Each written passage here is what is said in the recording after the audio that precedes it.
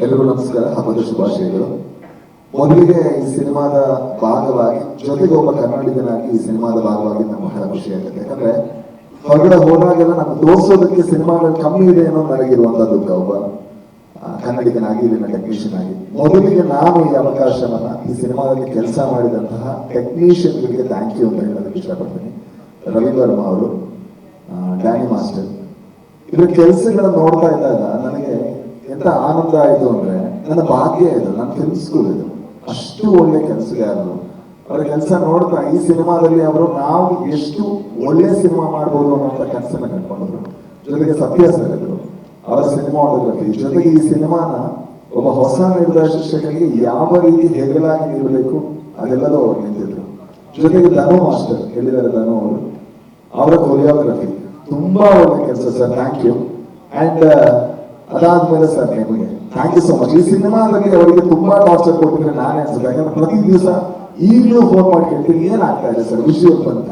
ನನಗೊಂದು screen shot ಕಳಿಸ್ಬೋದು ಅಂತ ಕೇಳ್ತಾನೆ ಇರ್ತೀನಿ. ಸರ್ ಆಗಿರ್ಬೋದು ಅಥವಾ ಪ್ರೊಡ್ಯೂಸರ್ ಆಗಿರ್ಬೋದು. ಯಾಕೆಂದ್ರೆ ಇದ್ರಲ್ಲಿ ನಾನು ಆಕ್ಟ್ ಮಾಡಿದ್ದೀನಿ ಅನ್ನುವಂತ ಯಾವುದೇ ಆಸೆಯಿಂದ ಅಲ್ಲ. ಒಬ್ಬ ಕನ್ನಡಿಗನಾಗಿ ಈ ಸಿನಿಮಾ ನಮ್ಮ ಭಾಷೆಯ ಸಿನಿಮಾ, ಬೇರೆಯವ್ರು ನೋಡ್ಬೇಕು, ನಮ್ಮವ್ರು ನೋಡ್ಬೇಕು ಅನ್ನೋದು ನನಗಿರುವಂತ ತುಂಬಾ ದೊಡ್ಡ ಸ್ವಾರ್ಥ.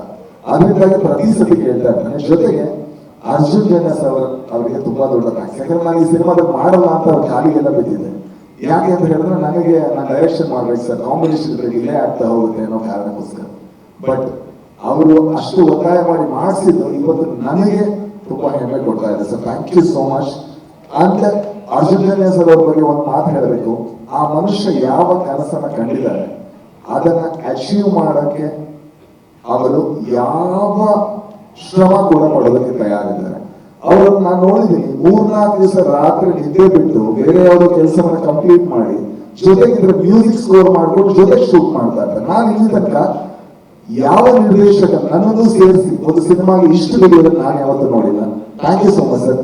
ಜೊತೆಗೆ ನಮ್ಮ ನಿರ್ಮಾಪಕರು ಅಣ್ಣನಿಗೆ ಯಾವತ್ತೂ ನಾನು ಫೋನ್ ಮಾಡ್ತಾನೆ ಇರ್ತೀನಿ, ಅದೇ ಅಣ್ಣ ಏನಾಗ್ತಾ ಇದೆ, ಬಿಸ್ನೆಸ್ ಟಾಕ್ ಏನಾಯ್ತು, ನನಗೆ ಪರಿಚಯ ಯಾರಾದ್ರೂ ಮಾತಾಡ್ಬೋದಾ ಅಂತ. ಯಾಕಂದ್ರೆ ಅಂತ ಒಳ್ಳೆ ಮನಸ್ಸಿನ ಒಬ್ಬ ನಿರ್ಮಾಪಕ. ಈ ಸಿನಿಮಾಗೆ ಏನ್ ಬೇಕು ನನಗೆ ಎಲ್ಲ ಕೊಡೋದಕ್ಕೆ ಸಾಧ್ಯ ಅಂತ.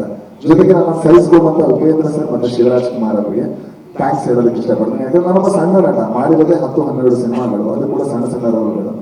ನನ್ನಂತವ್ರನ್ನ ಅಷ್ಟು ಸ್ಪೇಸ್ ಕೊಟ್ಟದಕ್ಕೆ thank you so much sir.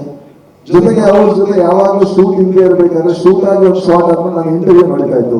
ಅದೇನ್ ಮಾಡಿದ್ರಿ ಸರ್, ಇದಕ್ಕೆ ಮಾಡಿದ್ರಿ, ಈ ಸಿನಿಮಾ ಆಗ್ಬೇಕಾದ್ರೆ ಏನಾಗ್ತಾ ಇತ್ತು, ಉಪೇಂದ್ರ ಸಿನಿಮಾ ಆಗ್ಬೇಕಾದ್ರೆ ಏನಾಗ್ತಿತ್ತು ಅಂತ. ನಾನೊಬ್ಬ ಅವರ ಅಭಿಮಾನಿಯಾಗಿ ಅವರಿಬ್ಬರನ್ನ ಆನ್ ಸ್ಕ್ರೀನ್ ನೋಡೋದಕ್ಕೆ 45 ಸಿನಿಮಾದಲ್ಲಿ ಕಾಯ್ತಾ ಇರ್ತೇನೆ. ಯಾಕಂದ್ರೆ ಅದನ್ನ ನೋಡ್ಬೇಕಾದ್ರೆ ಇಲ್ಲಿ ತನಕ ನಾನು ಅವರಿಬ್ಬರನ್ನ ಈ ತರ ನೋಡಿದ್ರೆ ಅಂತ ನನಗೆ ಅನಿಸಿಲ್ಲ. ಆ ಅನುಭವ ಕಟ್ಕೊಳ್ತಾ ಇರುವಂತ ಇಡೀ ತಂಡಕ್ಕೆ ಕನ್ನಡಿಗನಾಗಿ, ಕನ್ನಡ ಸಿನಿಮಾದ ಅಭಿಮಾನಿಯಾಗಿ thank you so much. Thank you.